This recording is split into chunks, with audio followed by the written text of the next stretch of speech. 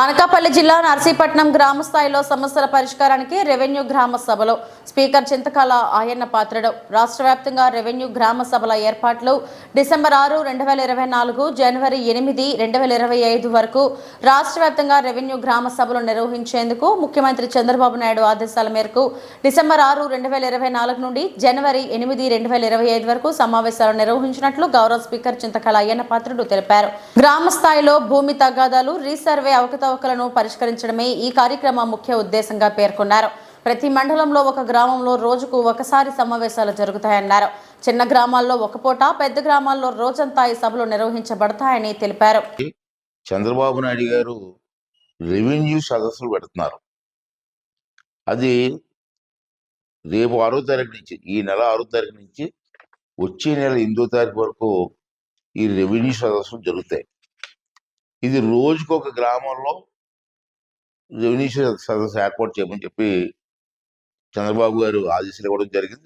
దాని ప్రకారం కలెక్టర్ గారు, ఆర్డీఓలు, తహసీల్దారులు ప్రతి గ్రామంలో కూడా రోజుకు ఒక గ్రామమే, ఆ గ్రామంలో ఈ సదస్సు ఏర్పాటు చేస్తారు.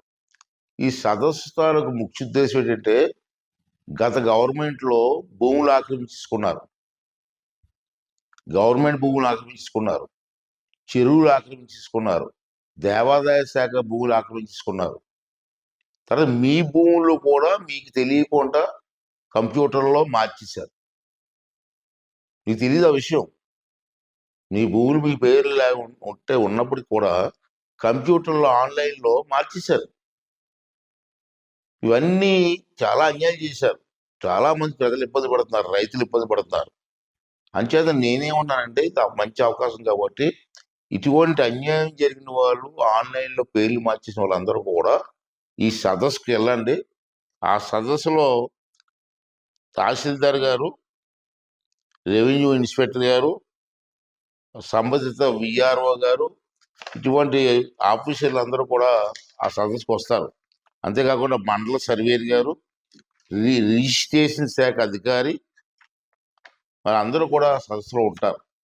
అంచేది మీకు జరిగిన అన్యాయాన్ని ఒక కాగితం మీద రాసి వివరంగా రాయండి. ఏదో చిన్న 2 లైన్లు రాయడం కాదు. ఏ అన్యాయం జరిగింది, ఎలా జరిగింది, ఎవరు అన్యాయం చేశారు, ఇవన్నీ కూడా కాగితం మీద రాసి మీరు ఆ సదస్సుకు వెళ్ళి మీరు ఇచ్చినట్లయితే, ఆ కాగితం ఇచ్చిన తర్వాత 45 రోజుల్లో మీ సమస్యను పరిష్కారం చేయాలని చెప్పి చంద్రబాబు నాయుడు గారు గట్టిగా ఆదేశాలు ఇవ్వడం జరిగింది. అంచేత ఈ అవకాశం మంచి అవకాశం, దీన్ని మీరు వినియోగించుకోండి. అసలు చేయొద్దు. తర్వాత వచ్చి నేను పెట్టలేదు సార్, చేయలేకపోయింది సార్ అంటే మేమేం చేయలేము.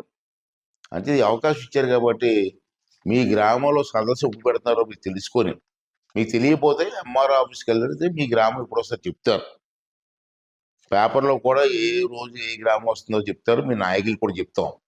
ఆ సదస్సులో మాత్రం ఇటువంటి ఇబ్బందులు ఉన్న వాళ్ళందరూ కూడా వెళ్ళి మీకు న్యాయం జరిగే విధంగా మీరు పాల్గొవలసిందిగా ప్రతి ఒక్కరిని కోరుకుంటూ, అలాగే అన్ని పార్టీ నాయకులు, ముఖ్యంగా తెలుగుదేశం పార్టీ నాయకులు కానీ అన్ని పార్టీ నాయకులు నేను కోరుకున్నానంటే, ఇది రాజకీయాలతో సంబంధం లేదు, రైతులకు అన్యాయం జరగకూడదని ఉద్దేశం.